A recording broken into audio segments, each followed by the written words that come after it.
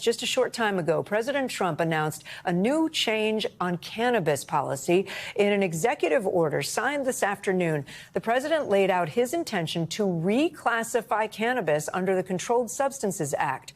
Right now, cannabis is a Schedule I substance, along with drugs like heroin, LSD. Under the law, these drugs are considered to have the highest potential for abuse and no medical use. Under the executive order, cannabis would now become a Schedule III substance, falling into the same classification as small doses of opioids, ketamine, and steroids. They are considered drugs with a lower potential for abuse, and they're considered to have accepted medical uses. Let's get right to NBC News White House correspondent Yamiche Alcindor. Yamiche, tell us about what this executive order will do, what it won't do, and why President Trump decided to make this move right now. So, Kate, what this will do is really fast-track the reclassification of marijuana from a Schedule I to a Schedule III. That will allow for medical research of marijuana, which means the FDA will be able to, once this process is finished, be able to study marijuana, look at it and see if there are any medical benefits. Now, there are a number of steps that need to come.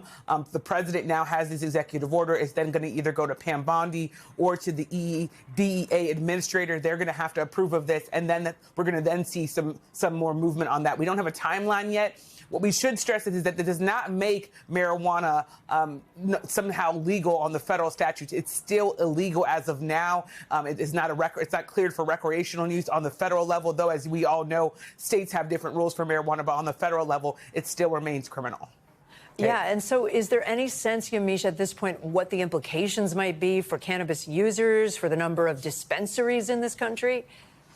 It's a key question. We don't really know just yet. What we know is that at some point, this could mean that marijuana could be sold in pharmacies, and it could be seen as something that is a medical benefit for Americans. But that doesn't mean that we know right now whether or not there are going to be a lot of dispensaries opening up, or whether or not people who use cannabis recreationally, that might be a step toward that.